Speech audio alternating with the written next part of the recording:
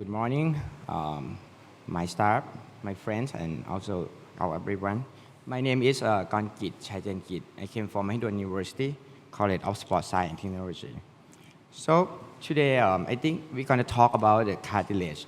With nutrition. I think because of all of us, we work with the athletes. Most of us are surgeons, some are physiotherapists, and some are sports scientists. I think the problem is that, when we found some injury in knee, most of the time the athlete or the patient will come to see us with swelling, locking symptoms, and most of the time they come with the poor function by if they come back to training or play. So cartilage is one of the main problems that we struggle with that, and this is one of, I think, for me, it's a very big problem for us to see that. In today, we're going to talk about the nutrition.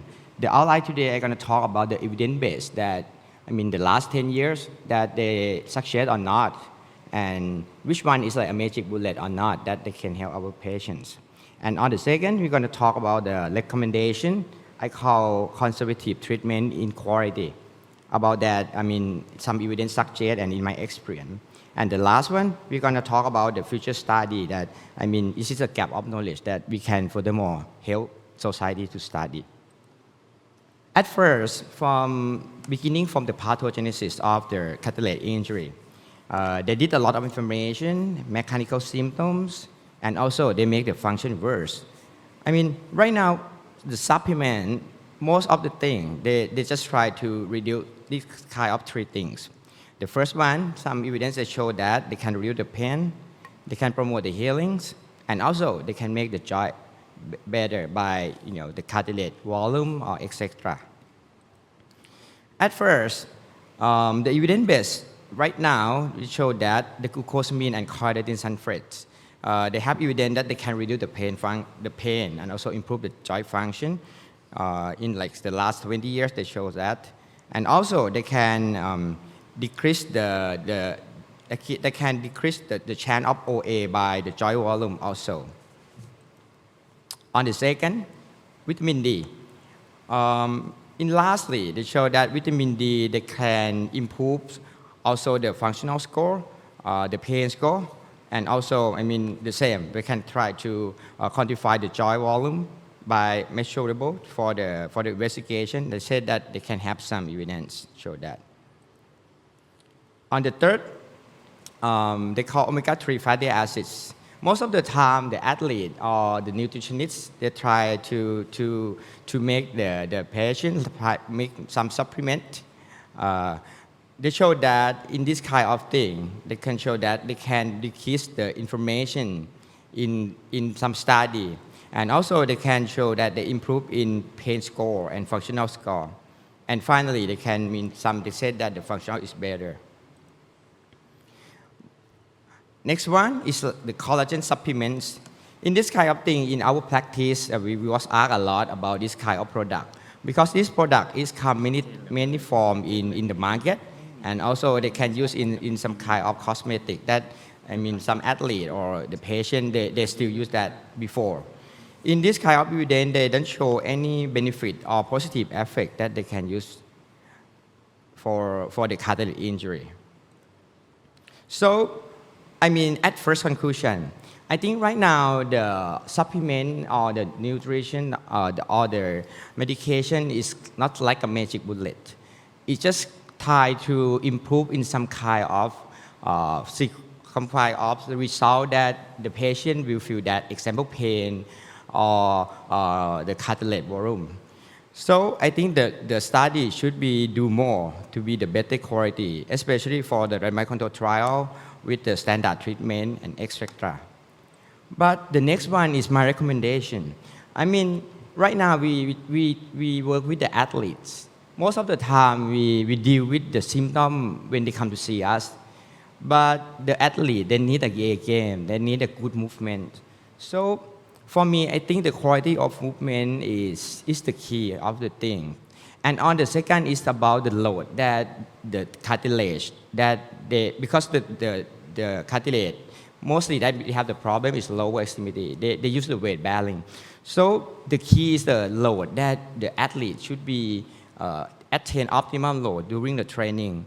And on the last one, when we see the patient in the OPD, we just see a short period of time, not the all time of the training and their competition. So the monitoring in the real time is the key.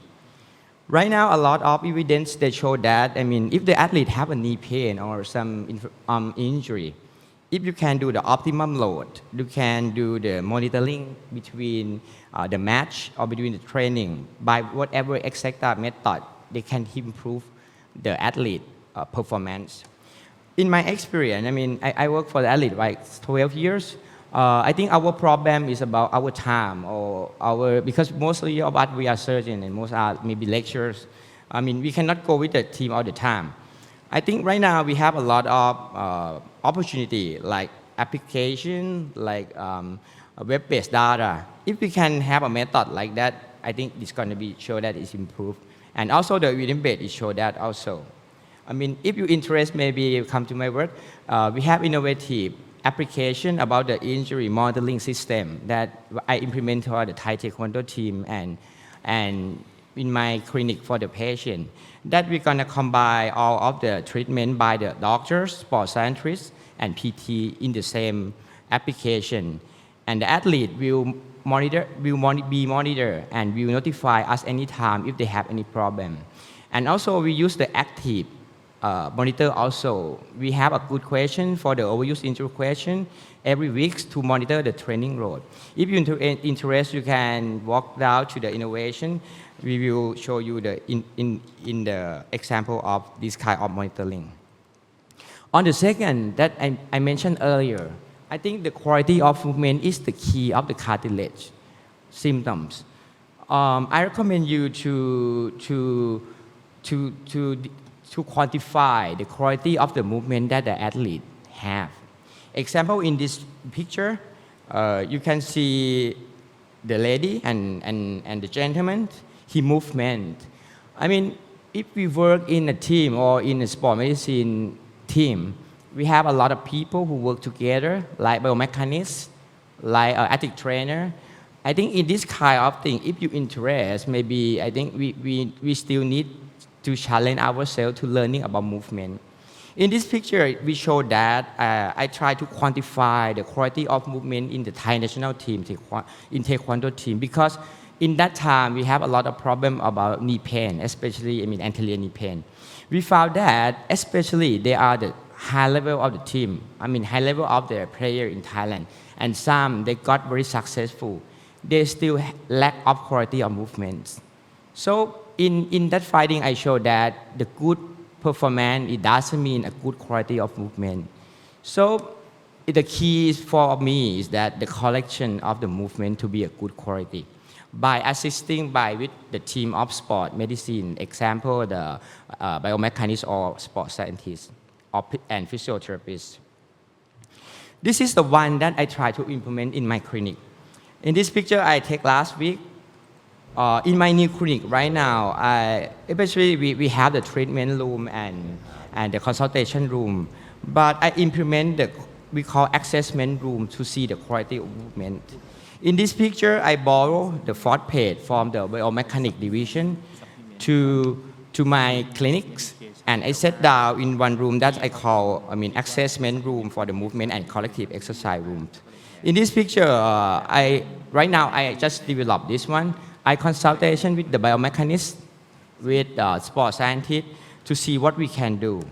At first, we try to quantify the quality of movement by the first page, and then we have the sports scientist to see what is the quality of movement, and then we try to correct this kind of movement to be better and better. So in my experience, if you have the problem with cartilage lesion, eventually we see the structure very good. If you see this kind of case can be conservative, I recommend you to do the high quality of conservative treatment. But you have to ask yourself, what is the conservative quality of movement? Because of, most of the time we use only times and maybe just see the function like pain score. But the athlete, they need the performance by movement. So my recommendation is that you should think about the quality of movement and optimum loads. So finally, I think we need multidisciplinary approach to help together. But we are very good, so good at structure and surgical technique. And we have a lot of weapons like we have PRP, etc. But we need another thing to help us. The movement quality is the key and the load. If you want to do study, I think we need a last randomized controlled trial to compare between good conservative treatment with some kind of like surgery or some kind of orthobiologics. And we need a larger simple size and longer duration because I review from like last 10 years, we don't have a good quality of research like that. That's why we cannot conclude right now which one is good or which one is not. So a good decision-based making is we have to do more. Okay. Finally, I would like to thank you to my student, my college, and my athlete, and also my faculty here to have me here. Thank you.